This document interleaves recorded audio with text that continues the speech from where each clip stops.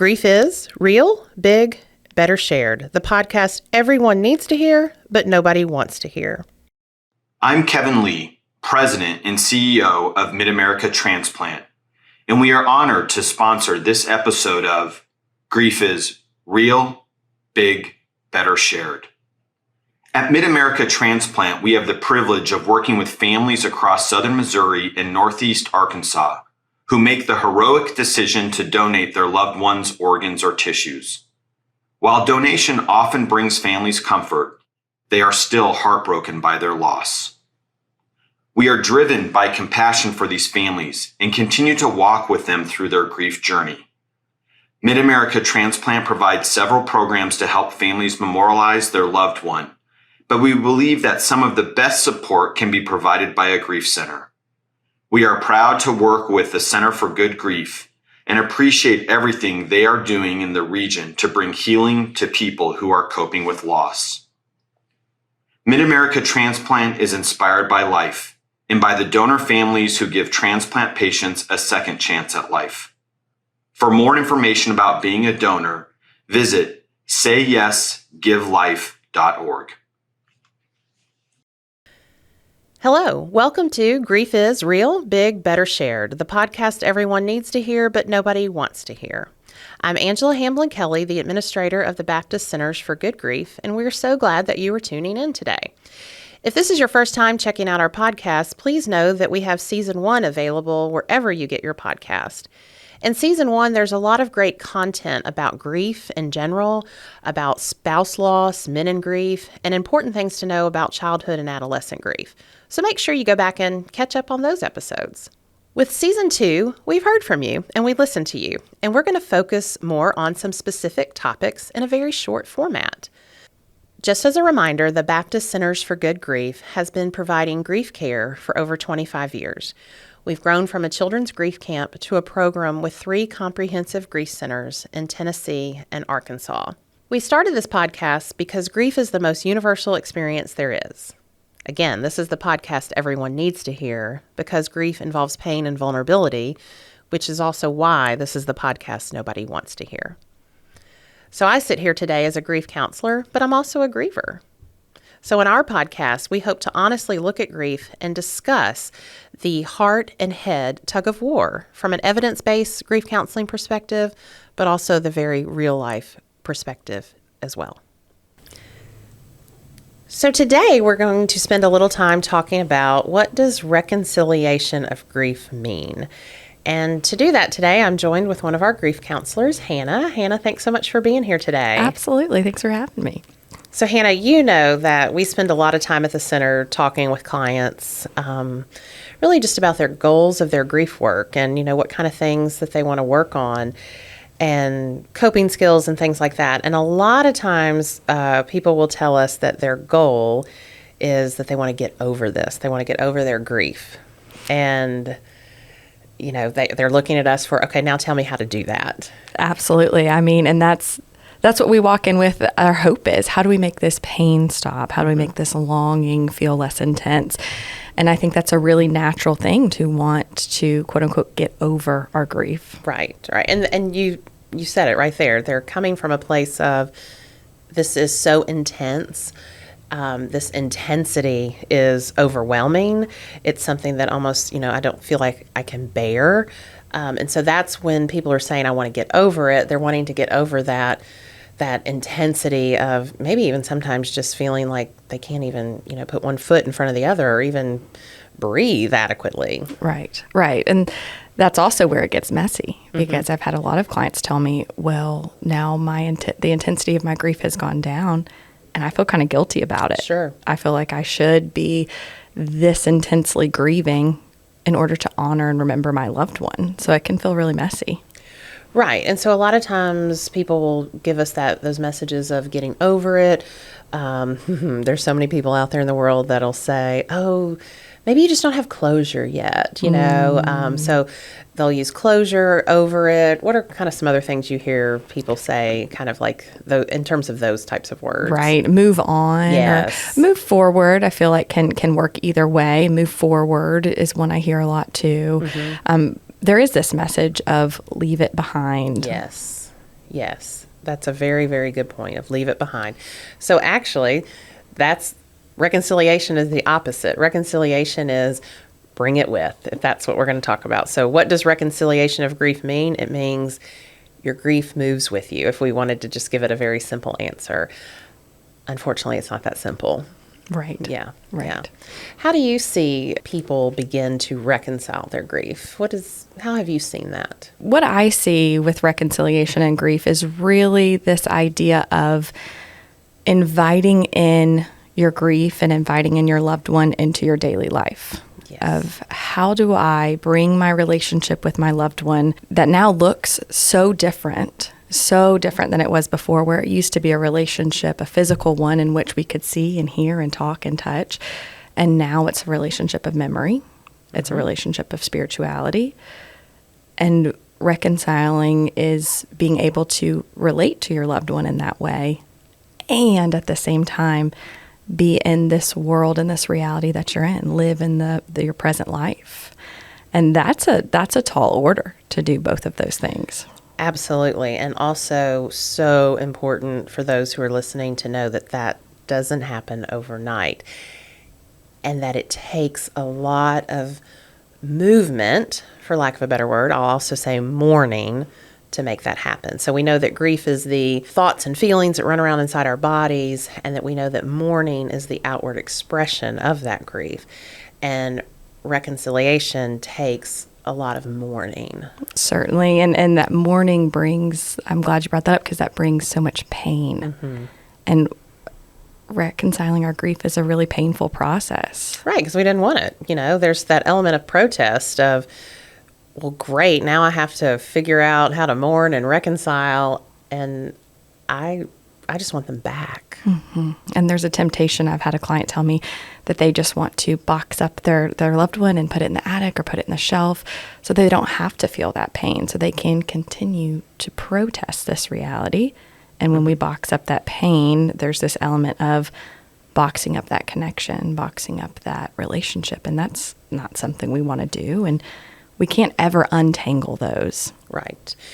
And within this podcast, we're specifically talking about reconciling here, but knowing that there is there's time, there's work that is involved in this. Support is needed. This isn't something that is going to happen in the first days, weeks, and months, and it shouldn't. There is value also in that protest that you were just talking about, and there's value in those other emotions and other important ways of expression. And I think with reconciliation and mourning, it takes a lot. We have to talk it out. We have to maybe write. We may have to express. We may have to think. We may have to rest our body. We may have to get creative with ways of expression. We may have to ask for help. And there's so much repetition in all of that. Mm-hmm. And that can be a frustrating element of this goal of reaching this reconciliation, is that replay is so vital, of replaying some of these questions, replaying some of these memories, replaying a lot of these coping skills. There's a lot of repetition in that. And a lot of people will say, well, so then what is reconciliation? What does that look like? What is that? And I don't know about you, but I think where I start with, it's when you are in a place when you are living your life with meaning, value, and purpose, taking steps into your life. Sometimes they're baby steps, sometimes they're, a faster pace. Mm-hmm. And remembering and actively mourning, when those are combined. I had a client say one time, we were talking about this, and I thought it was really interesting. She's like, oh, kind of like when you tie-dye something, like the combination. And I thought that was really interesting, because it really is. It's like bringing them together. And how do you do that? Absolutely. And I think this is one of the most difficult to wrap your head, your heart, your hands around concept that comes with grief, because it is so individualized, so abstract. Absolutely. It's almost like having a foot in both worlds. That's a great way to describe it, yes. Because I think that is reconciliation, is kind of when you are kind of in this place of maybe your eating habits are kind of coming back to maybe a more stable place. So again, it doesn't mean that you're never having difficulty with your appetite or anything like that, but it's a little bit more stable. Your sleep patterns are finding a place of more stability. You're able to kind of, I'm just going to keep going with that, have a foot in with your memories, but also finding joy in the days that are right here with you and you're present. I think reconciliation also, there's a moment of where you get to that place of, this really is my reality. They are not coming back, and a level of acceptance there. Absolutely. And that acceptance, there's some peace, I believe, that comes with that. I've seen that with clients. And I think that there's a myth that when we reach this place of reconciliation, the pain will go away and the grief reactions will go away. And that's not necessarily true. Certainly on anniversaries or special occasions or days like that, I have had clients where they're in this place of reconciliation and they come back for a session, just for a check-in session, saying, oh my goodness, this anniversary happened and I had the hardest time. Of course. Absolutely. Absolutely. And I think another element of reconciliation is when you do reach a point when you are aware, I'm not trying to get over this. And so you can imagine that takes a while, because there is, in so many of those first days, weeks, and months, even though we may know in our head that that's not going to work, but there is still just this part inside of us that does want to get over it. We want the pain to stop. I want to stop crying in public. I want to stop being irritable. This is not me, and I'm biting everyone's head off. Absolutely. And that's a hard goal to want to, we say, befriend your grief, to say, this is a friend that's walking with me on this journey. It's a connection to my loved one. It's a reflection of love. And when someone steps into our office and it's their first session and they're very set on, okay, I want to get over it, and you start introducing this goal of reconciliation, it can be a little demotivating. It can be a little overwhelming, because there is still that element of, this isn't going away. Right. So there's not this moment of like, aha, I have arrived at reconciliation, right? It's unfortunate. Again, we talk about this in other episodes. There's no perfect checklist, but I do see, I have felt it personally, but I have seen it with so many clients who do the work, who allow themselves to actively mourn, find themselves in a place of reconciliation. But it's not, it doesn't usually come with a sign that's, has lights around it saying, you are here, you have arrived. Right. Yeah. Absolutely. Absolutely. And we see that with ourselves personally, with some of our volunteers with the center. A lot of people that interact with our center are grievers themselves, and they're in this place where they are able to give back to others. They're able to hold space for others' grief, and it'll bring our grief up every now and then. It will trigger it, and I think that that's something that is just this really normal, natural part of grief that's hard to grasp. I read in an article once that we don't usually go out and look at our grass every day to see that it is growing. But we know when it's time to cut the grass again. We all of a sudden one day we're like, oh, that grass has really grown. We need to cut it. I think there's something about that with reconciliation. We don't, as grieving people, we can't always just see our progress every day. Or we can't see sometimes maybe that some common normal grief reactions may be lessening. But then one day, it's kind of like we do see it. And I do sort of liken it to like the grass growing. It's just something that, again, we don't really notice every day. But there is growth when we do allow ourselves to actively mourn. And that growth is that reconciliation. I love that metaphor. Oftentimes I use the metaphor of climbing a mountain, which doesn't always translate because we're climbing an eternal mountain, right? We never get to the peak. And a lot of times with clients, I will talk about, well, let's stop and look back at how far we've come, or up this mountain, or how far the grass has grown. Right.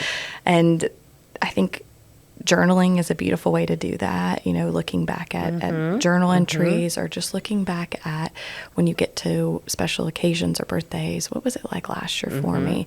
Some of that backwards or looking back reflection can be really helpful in noticing, okay, yes, the grass has grown. Yes, I have climbed some of this mountain. And sometimes we need that motivation because it can feel overwhelming to try and reach that spot.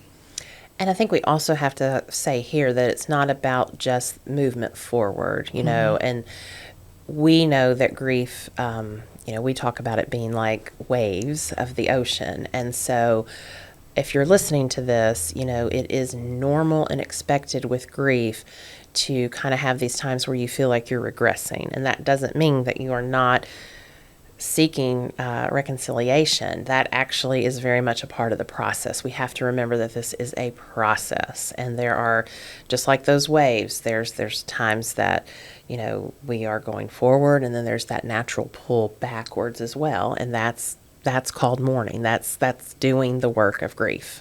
Absolutely. It is not a straight path. We Right. know it is a meandering path. Yeah. So I think, let's think about, as we close this episode, what do we want our listeners to really know about reconciliation, in terms of trying to work towards that for themselves? I would say that it's possible, even when it feels unreachable or impossible, that its pace of our pace of reaching it is usually much slower than we want it to be. And that is really natural and normal, because striving for and reaching for reconciliation is a slow process. It's a process of repetition. It's a process of pain. There's certainly some joy in there. There's certainly many, many wins to celebrate. And giving yourself a lot of grace on that process, because it's not usually the pace that we want it to be. Yeah, I think that's very, very helpful. It's so counterintuitive, to, you said it earlier, befriend your grief. But it's so important to befriend that grief, to hold that grief, to spend time with it, to express it, to share it. That's where that reconciliation comes. The reconciliation comes from the awareness that my grief is a part of me. I am different than I was before, but that my grief is moving with me in life. And yeah, that takes maybe having some good supportive people to help you get there too. We obviously spend a lot of time working on this and talking with this concept with our clients. Absolutely. And that permission to give yourself to say, I'm not going to get over this. And that's okay. That's healthy. Yeah. That permission starts with yourself, and surrounding yourself with people that are also giving you that permission, I think, is a beautiful first, second, third, fourth, maybe 15th step getting there. Yeah, and that's a really good point, because sometimes too we think, well, wait, is reconciliation going to mean that I'm going to forget them? And then, there can be guilt that comes with that, and we have to know this is active mourning. Your reconciliation means you get to carry them with you into your future and forever. I often think about, we use a balloon as part of our logo and all over our center. And I think about that idea of the balloon with reconciliation. I love that, because when you're walking, in a field and your feet are on the ground, you're in this world, but you're holding that balloon and it's filled with helium. It's going straight up, and you're connected to this pull upward, this pull to your loved one, and you're connected to the ground, to the balloon, to this other world, and you can be in both places really at once. Yeah, that's beautiful, because that's really how I see reconciliation, is that total just opposite of the world telling us about closure and getting over things, that we are not getting over our grief. Our grief is with us, it is connected to us, and we get to carry our loved ones with us. It's a beautiful thing. Well, thanks, Hannah. Thanks so much for being here today. Absolutely. Grief does heal. Let me say that again. Grief does heal. But like we've said, grief demands attention and care. It also needs support and patience. Remember that your grief is a reflection of your love. You are not alone. The world is full of many grievers like you. You can learn more about us at www.baptistgriefcenters.org. You can check out our YouTube channel, Baptist Centers for Good Grief. You can check out our podcast wherever you get your podcast. Also, know that you can reach out and let us know if there's a topic that you're interested in learning more about. You're welcome to email me at angela.kelly@bmhcc.org. That's angela.kelly@bmhcc.org. And remember, grief is real, big, better shared. We'll talk soon.